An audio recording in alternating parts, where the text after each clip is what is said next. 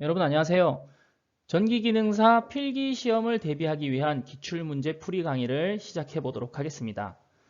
여러분들이 전기기능사 필기시험을 준비하실 때 가장 많이 활용하는 것이 이 기출문제인데요. 자, 그만큼 기출문제에 대한 분석이 완벽하게 되어 있어야지만 필기 합격에 대해서 좀 더 한 발짝 다가가실 수 있기 때문에 그런 부분들에 대해서 좀 도움을 제공하고자 기출문제 풀이 강의를 진행하게 되었습니다. 자, 그래서 일단 강의를 시작하기 전에 전기기능사 필기시험은 크게 세 가지 과목으로 나뉘죠. 자, 첫 번째 전기 이론이 있고요. 자, 두 번째 전기 기기가 있고요. 세 번째 전기 설비 기준 및 판단 기준. 전기 설비 기준 및 판단 기준. 이렇게 세 가지로 나뉘어져 있습니다. 자, 첫 번째 전기 이론 파트하고 전기 기기 파트는 약간의 풀이가 필요한 부분들이 조금 있고요. 자, 세 번째 전기 설비 기준 및 판단 기준 같은 경우는 지금 거의 암기 위주로 진행이 되는 경우가 많이 있습니다. 자, 그래서 강의를 진행을 할 때, 전기 이론과 전기 기기 파트에서도 약간 이론적인 부분들은 제외를 하고요. 약간 풀이가 필요한 부분 위주로 해서 강의를 진행을 해보고자 합니다. 자, 그래서 나오지 않는 문제들 같은 경우는 여러분들이 답안을 확인하시면서 그 내용에 대해서 자주 반복을 해주셔가지고 좀 암기를 해주시는 것이 바람직하다고 생각이 되고요. 자, 문제는 전자문제집 CBT라는 사이트에서 거기 나와 있는 그 기출문제를 기준으로 해서 그 번호 순서대로 진행을 해보도록 하겠습니다.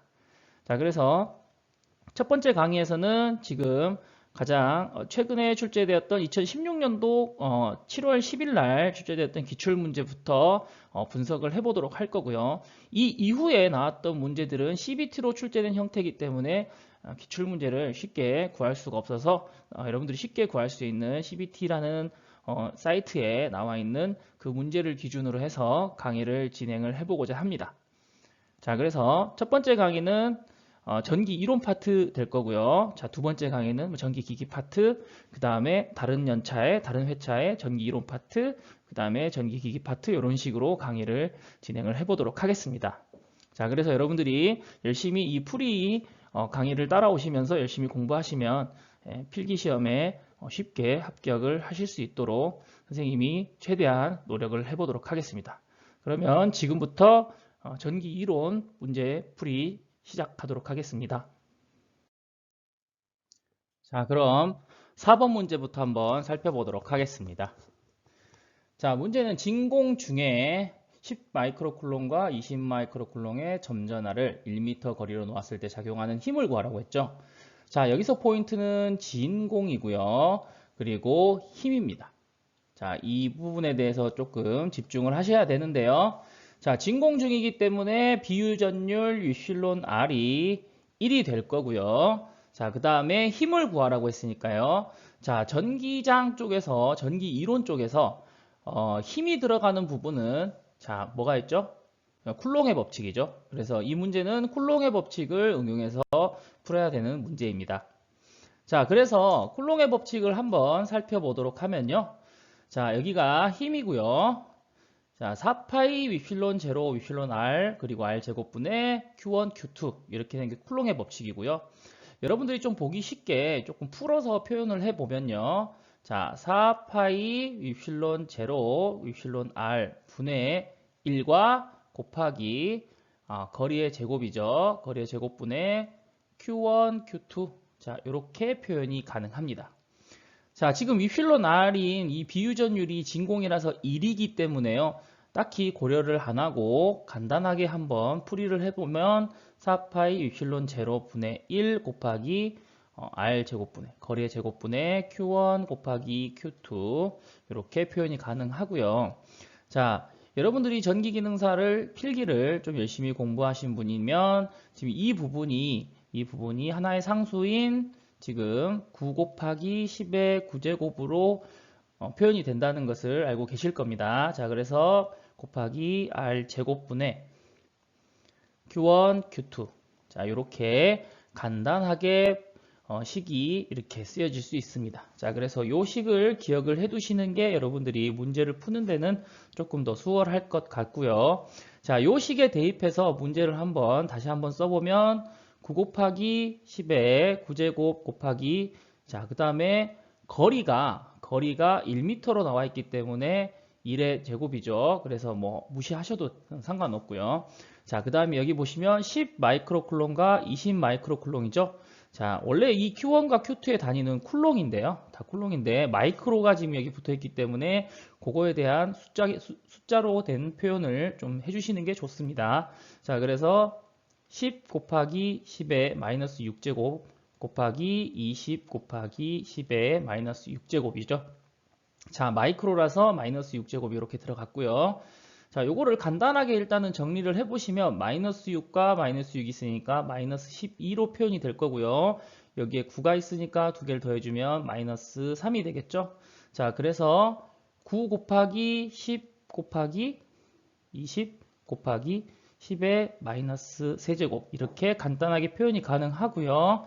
자, 요거를 앞쪽부터 그냥 먼저 계산을 해보면 200 곱하기 9니까 1800이 되겠죠. 곱하기 10의 마이너스 세제곱. 자, 그래서 소수점을 뒤에서부터 하나, 둘, 셋 가보면 1.8 뉴턴이 나옵니다. 요거를 문제에 있는 표현으로 조금 바꿔보면 18 곱하기 10의 마이너스 1제곱 뉴턴이 되죠. 그래서 답은 1번이 됩니다.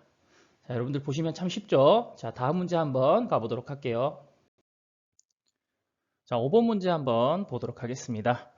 자, 어느 회로에 전류가 다음과 같을 때라고 되어 있는데, 회로에 나와 있는 전류의 식이죠. 보통 I를 나타낼 때 순식값이라고 해서 IT라고 표현을 하기도 합니다. 자, 이 회로에 대한 전류의 시력값을 구하는 문제입니다. 자, 우리가 일반적으로 정연파의 사인파죠. 사인파의 시력값을 구하는 식을 우리는 알고 있죠. 자, 최대값이 VM이라고 했을 때 요것을 루트 2로 나눈 값을 정연파에 대한 시력값으로 우리가 이렇게 공식을 외우고 있는데요. 자, 요 부분 이렇게 지금 이렇게 직류분, 그 다음에 1차 고조파, 기본파죠. 기본파, 고조파 형태로 나타나 있는 이런 식을 우리가 일반적으로 비정연파라고 얘기를 합니다. 비정연파죠. 자, 비정연파라고 얘기를 합니다. 자, 그래서 여기에 있는 지금 상수로 나와 있는 3이라고 되어 있는 숫자, 이렇게 나와 있는 상수를 우리가 직류분이라고 얘기를 하고요. 직류분이라고 얘기를 하고요. 자, 그리고 이렇게 오메가 t, 자, 사인에 오메가 t 앞에 아무것도 없죠. 이렇게 되어 있는 부분은 우리가 기본파라고 얘기를 하고요. 기본파라고 얘기를 하고, 지금 오메가 t 앞에 이렇게 숫자가 이렇게 달려 있죠. 자, 이렇게 나와 있는 부분을 고조파라고 얘기를 합니다. 고조파라고 얘기를 하죠. 자, 그래서 지금 여기에 3이 붙어 있기 때문에 제3차 고조파라고 얘기를 하고요. 이렇게 요런 직류분과 기본파, 그 다음에 3차 고조파 이런 형식이 덧셈으로 이렇게 연결되어 있는 이 수식을 비정연파라고 얘기를 합니다. 그래서 우리가 일반적으로 아는 시력값을 구하는 공식보다 조금 더 나아가서 복잡하게 구성이 되어 있는데요. 여기 한번 보시면, 자, 비정연파의 시력값을 구할 때는 각 고조파의 시력값의 제곱의 합의 제곱근이라고 이렇게 좀 어렵게 설명이 되어 있는데요. 자, 이게 무슨 말이냐면 직류분을 포함을 해서요. 그 다음에 이게 기본파가 있죠. 이 기본파의 시력값, 그 다음에 2차 고조파의 시력값, 그 다음에 또 3차 고조파가 있다면 3차 고조파의 시력값의 제곱을 하고요. 값에 각각 여기 보시면 V0의 제곱, 그 다음에 요게 기본파의 지금 시력값이죠. 그 다음에 여기가 2차 고조파의 시력값, 만약에 3차 고조파도 있다면 3차 고조파의 시력값을 이렇게 한 다음에 최종적으로 루트를 이렇게 씌워 가지고 값을 구해내면 비정연파의 시력값이 됩니다. 자, 그래서 여기 얘가 나와 있는데요. 자, 여기 VT 이렇게 순시 비정연파의 전압이죠. 자, 이쪽에 50이라고 되어 있는 부분이 직류분이 될 거고요. 그 다음에 여기에 기본파에 지금 최대값이 20루트이니까 이거를 시력값을 구하면 지금 20 이렇게 나와 있고요. 그 다음에 5차 고조파죠. 여기는 5차 고조파인데 5차 고조파의 시료값이 30이니까 여기 30 나와 있죠. 그래서 요 세 개의 제곱을 한 다음에 루트를 씌워서 구하면 될 것 같습니다. 자, 이렇게 구하시면 되고요. 자, 그럼 주어진 문제로 다시 가서요. 자, 일단은 직류분의 제곱을 하고요. 일단은 시료값을 뭐라고 쓸까요? 우리가 i라고 쓸까요? 보통 이 시료값은 이제 IRMS라고 쓰긴 하는데요. 자, 이렇게 한번 쓰도록 하겠습니다. 자, 그래서 루트를 크게 한번 이렇게 씌워 주시고요.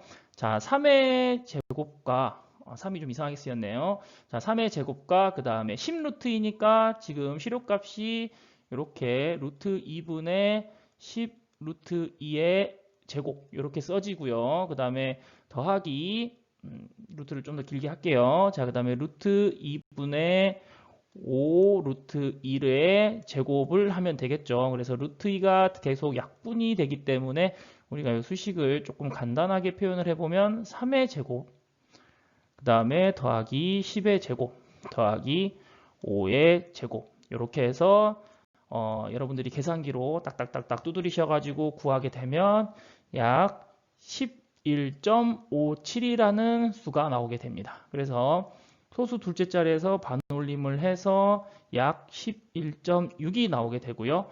여기는 1번에 그 답이 있습니다.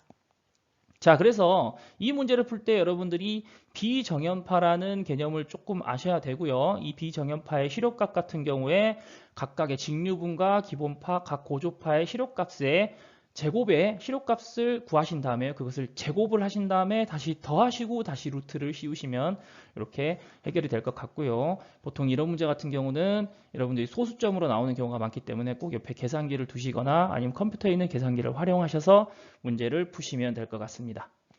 자, 그 다음 문제 한번 보도록 하겠습니다. 자, 전력량 1와트 시위와 그 의미가 같은 것은 이라고 나와 있죠. 자, 그래서 6번 문제 같은 경우는 전력량에 관한 문제인데요. 자, 전력량에 관한 부분을 한번 살펴보도록 하겠습니다. 자, 저기 보시면 자, 전력과 전력량에 대한 우리가 개념을 알아야 되는데요. 자, 전력이라고 하는 것은 우리가 일반적으로 아는 P는 IV, 그 다음에 i제곱 r, 그 다음에 r분의 v제곱 이렇게 구하죠. 자, 요거는 보통 직류 부분에서 이렇게 구하고요. 이렇게 구하고요. 교류 부분은 P는 어떻게 구하죠?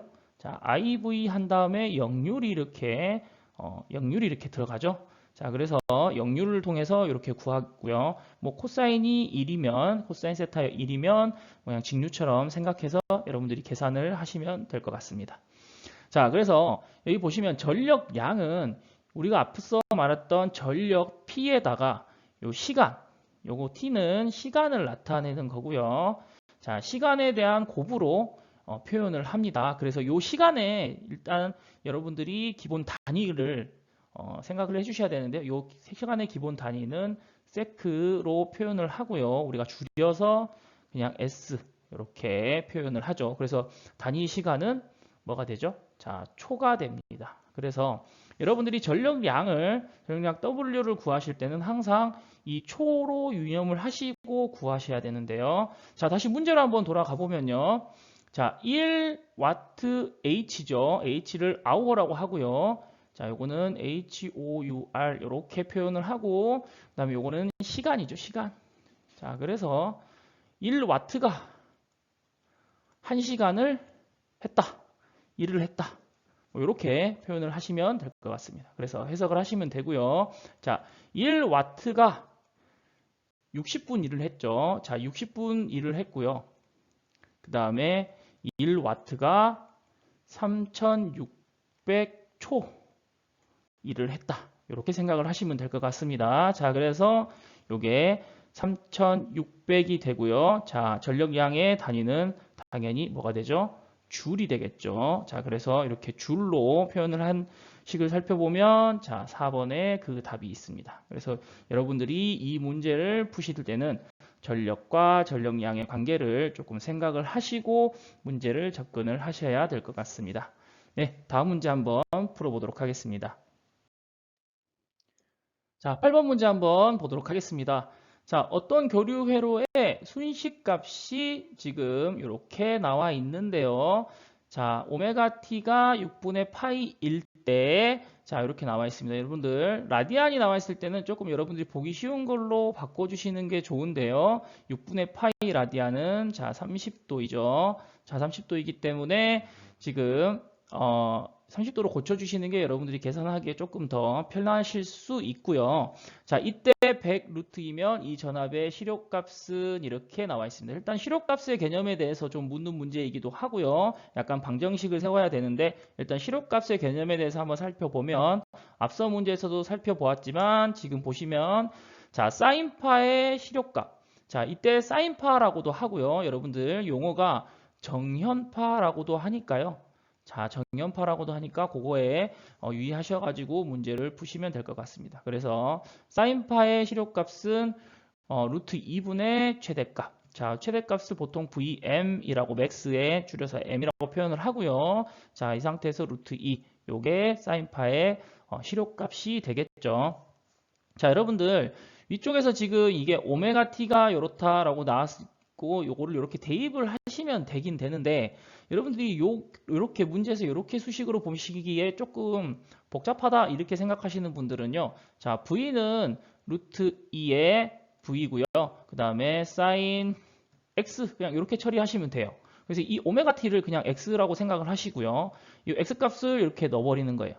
자, 그렇죠. 쉽죠? 자, 다시 한번 이 오메가 t가 조금 거슬린다고 생각하시는 분들은 그냥 이걸 x 이렇게 놓으시면 되고요. 보통 우리가 이제 방정식을 세울 때처럼 그리고 이 오메가 t 자체를 지우고 x라고 생각하시면 됩니다. 자, 그래서 요거를 그대로 여기다가 넣을 건데 우리가 30도라고 했죠. 30도. 그래서 요거를 그대로 넣어서 루트 2분의 v 그 다음에 사인 30도일 때 이 값이 정확하게 뭐가 나오냐면 100 루트 2가 나왔다라고 돼 있죠. 자, 그래서 이 사인 30도의 값을 알면 이 v 값을 구할 수 있는데요.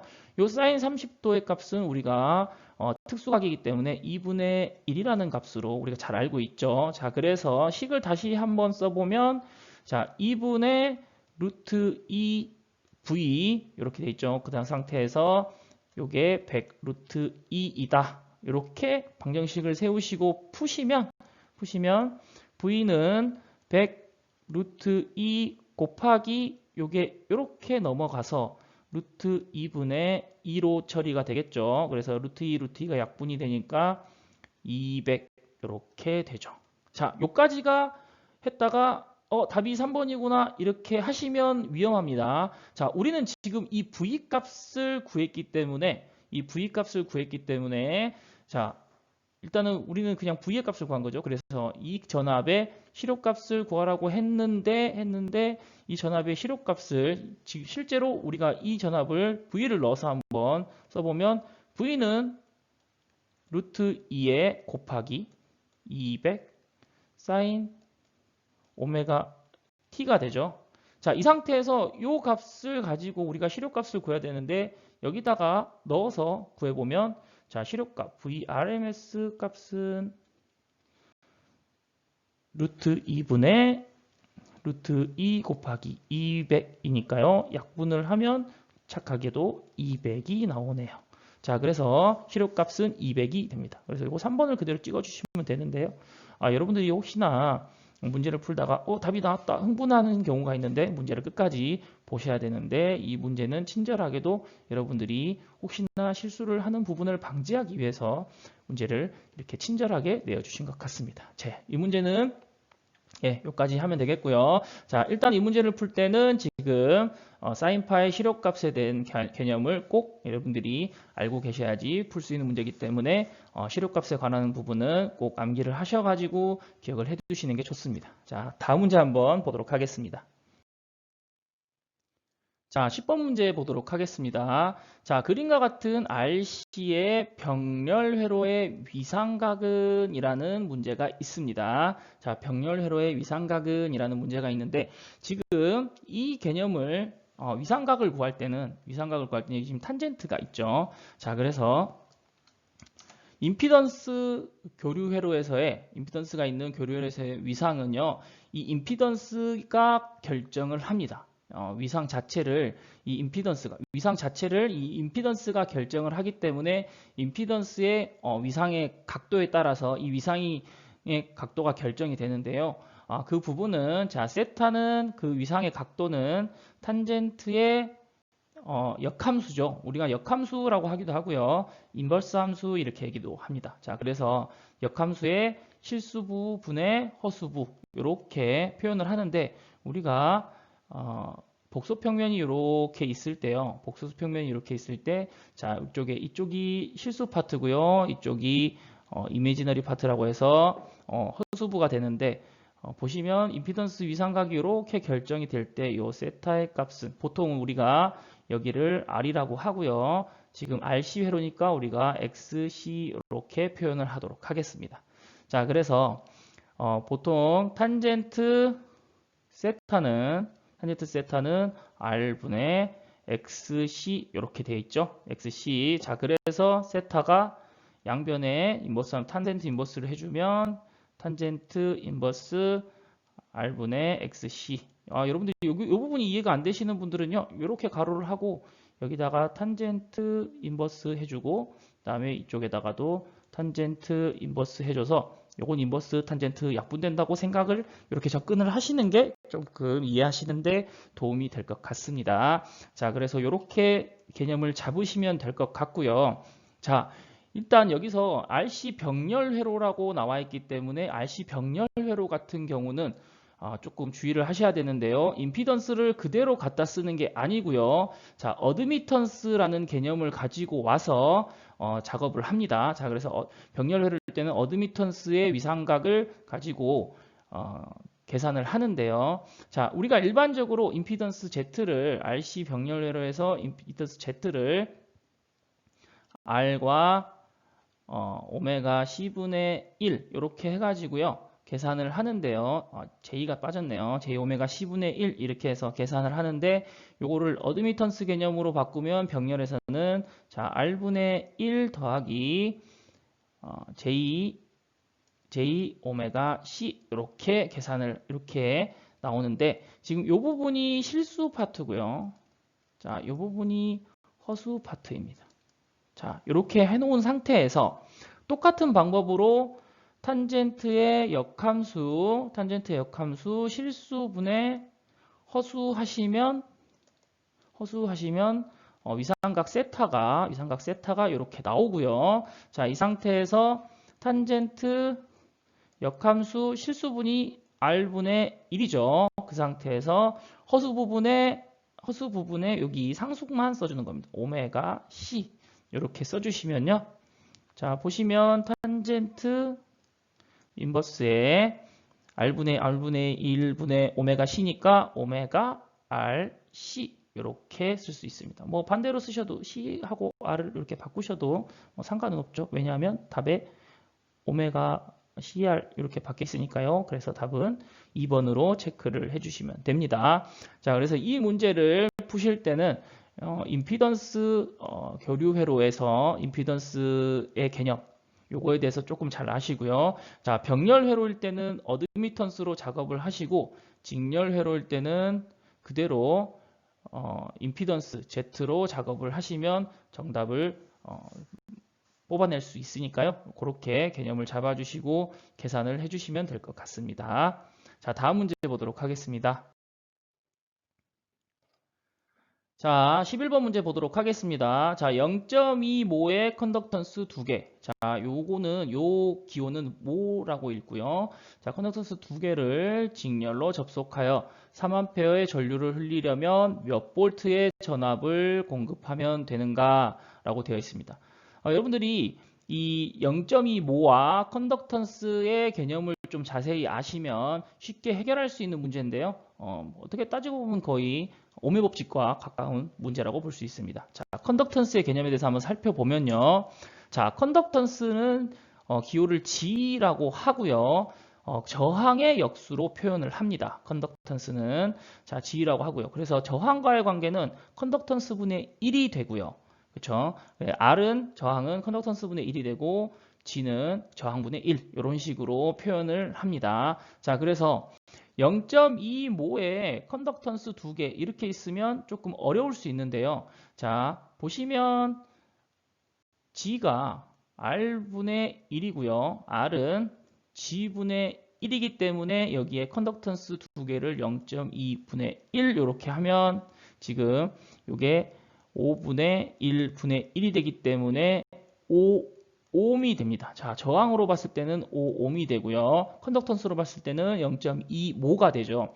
자, 그래서 이 컨덕턴스 2개를 직렬로 접속을 했다라고 되어 있으니까 지금 보시면 여기에 저항이 하나 있고요. 여기에 또 저항이 하나 있죠. 자, 이 상태에서 우리가 회로를 그려보면 이게 5옴짜리고요. 2개를 직렬로 접속했으니까 얘도 마찬가지로 5옴이 되겠죠.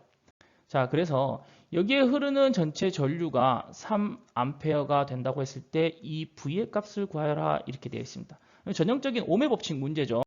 자, 그래서 I는 R분의 V죠. 자, 그래서 여기에 우리는 V를 구해야 되니까 I 곱하기 R로 식을 바꿔가지고 문제를 풀어보면 지금 직렬 접속이니까 이 두 개의 합성 저항은 10옴이 되고요. 그래서 3A 곱하기 10옴이 되겠죠.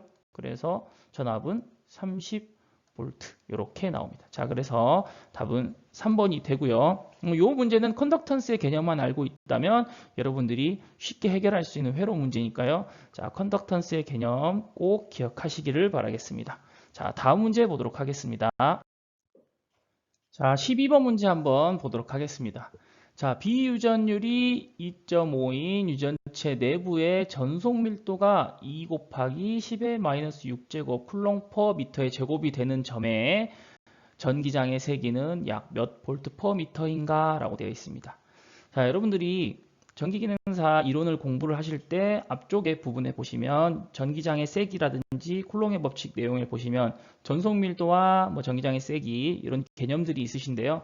여러분들이 그 개념을 알고 있다는 가정하에 문제를 한번 풀어보도록 하겠습니다. 지금 문제의 초점은 전속 밀도와 전기장의 세기가 어떠한 관계에 있는가를 묻는 문제이고요.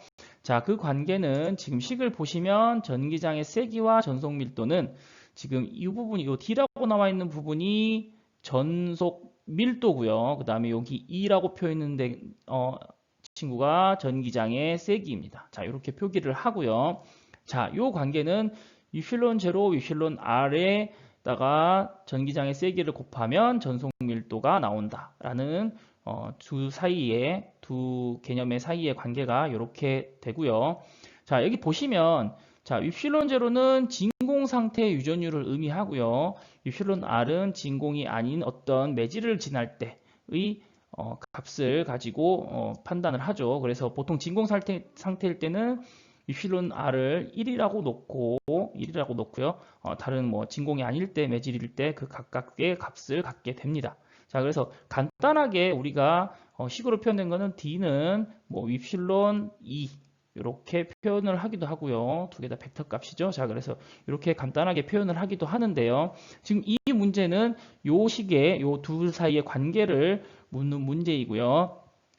자, 그래서 전속 밀도가 2 곱하기 10의 마이너스 6제곱 쿨롱 퍼 미터의 제곱이고요. 자, 위필론 제로의 값은 우리가 전기기능사를 공부하다 보면 상수값으로 인해서 정해져 있는 값이 있는데 이것이 바로 8.85 곱하기 10의 마이너스 12제곱이라는 상수값으로 정해져 있습니다. 자, 그래서 여기다가 8.85 곱하기 10의 마이너스 12제곱을 곱하고요. 그 다음에 2.5를 곱하면 여기 이렇게 2의 값이 나오죠. 그래서 2의 값을 간단하게 한번 분수를 통해서 한번 써보면요.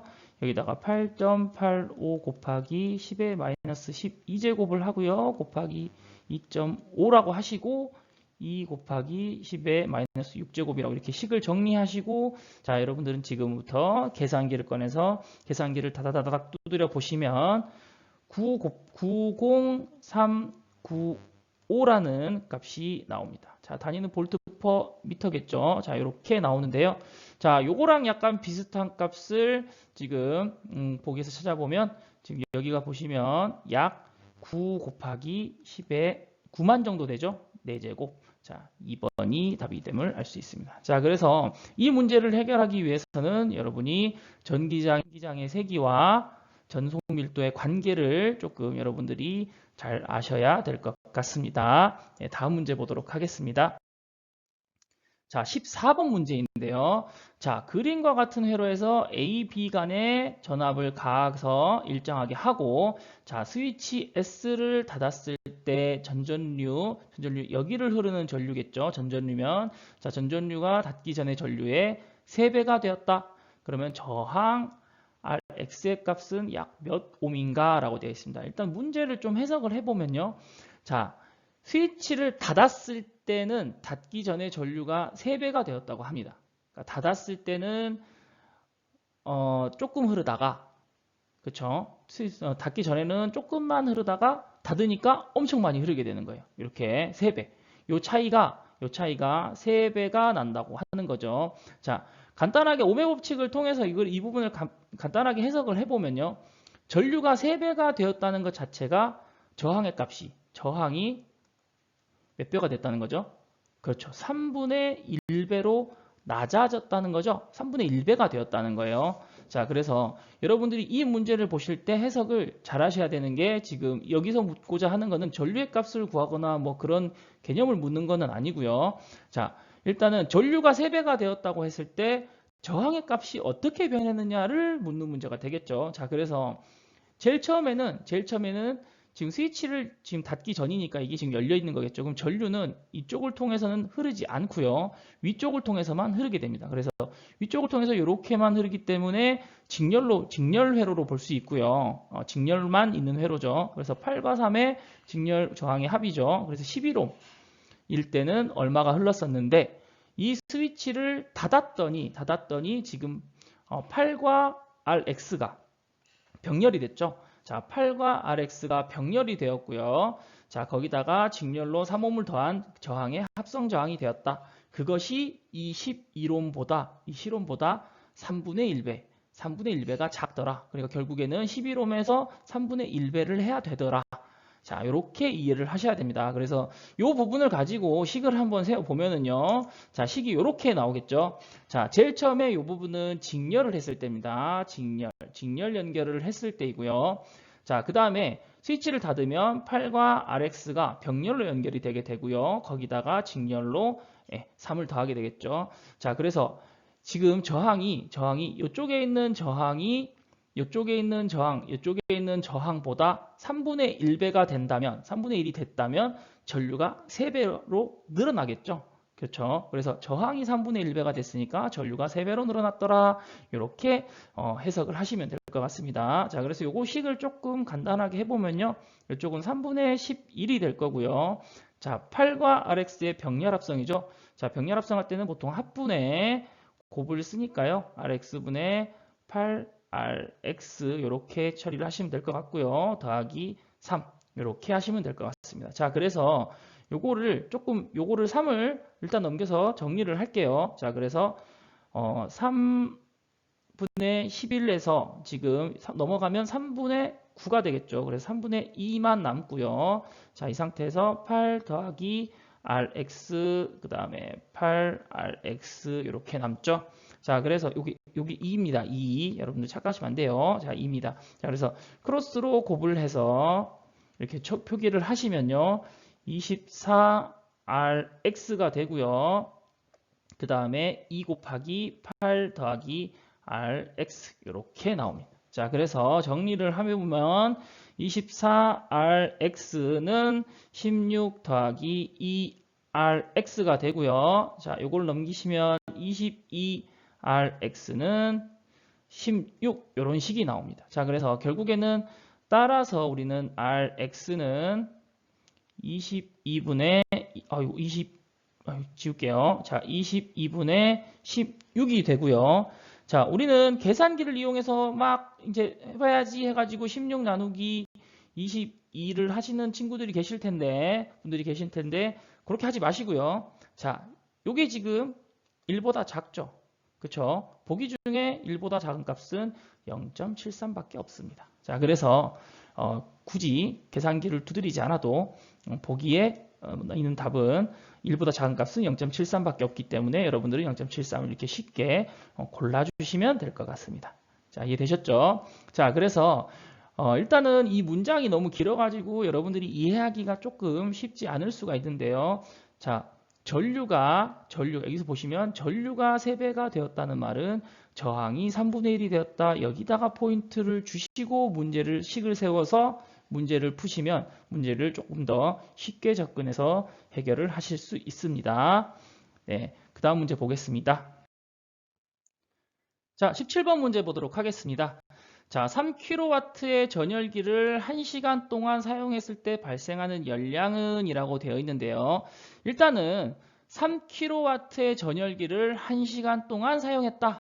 자, 이 부분에 보시면 되는데, 자, 이 부분은 3kW라고 되어 있는 부분은 이 부분은 전력이죠. 그쵸? 전력입니다. 자, 그 다음에 1시간 동안 사용했으니까 1시간 이렇게 표현을 하겠죠. 그 다음에 전력과 1시간. 전력을 1시간 동안 사용했으니까 이 부분은 지금 전력량에 관한 문제가 될 수 있습니다. 자, 그래서 우리가 6번 문제에서 풀었던 전력량인데요. 자, 6번 문제에서 풀었을 때는 전력량을 우리가 줄로 표현을 했다면 지금 여기서는 보시면 칼로리로 표현을 하고 있습니다. 자, 그래서 여러분이 문제를 푸실 때 이 부분에 대해서 조금 조심을 하셔야 되는데요. 전력량은 줄로 표현도 할 수 있지만 칼로리로도 표현을 할 수 있다는 거 꼭 기억을 하시고요. 이 관계에 대해서 한번 살펴보도록 할 건데요. 자, 식을 보시면 자, 전력량 W는 PT라고 표현을 하죠. 와트시 이렇게 표현을 하는데 요거는 지금 와트시로도 표현되고 줄로도 표현을 할 수 있죠. 자, 요거를 이제 칼로리로 바꿀 건데요. 자, 여기 0.24가 붙었죠. 자, 보시면 1칼로리는 4.2 줄입니다. 4.2 줄이에요. 자, 그래서 1줄은 0.24 칼로리가 되죠. 이 0.24는 어떻게 나왔냐면 4.2분의 1 값을 계산을 했더니 약 0.24가 나왔더라 해서 0.24 칼로리로 변형해서 풀 수가 있습니다.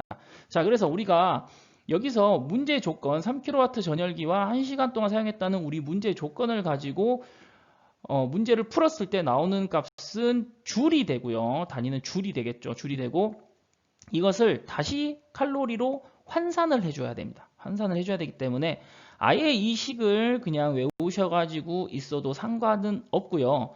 여기에 그 식을 외우는 게 싫다 하시는 분들은 그냥 전력량의 관계에 대해서 우리가 배웠으니까 이 부분에 대해서 계산을 하시고 그냥 4.2로만 나눠주셔도 같은 방법의 풀이가 될 수 있습니다. 자, 그래서 일단은 전력량 W를 구해보면 자, 3kW 전열기니까요.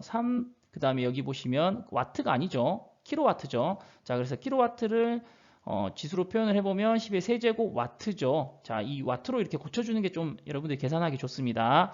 자, 곱하기 1시간이죠. 자, 1시간. 우리가 아까 1시간을 환산을 했을 때 어떻게 되었죠? 1시간은 3600 세크였죠. 자, 세크였습니다. 자, 그래서 이렇게 3 곱하기 10의 세제곱 와트. 자, 이렇게 되어 있는 부분을 계산을 해주시면요.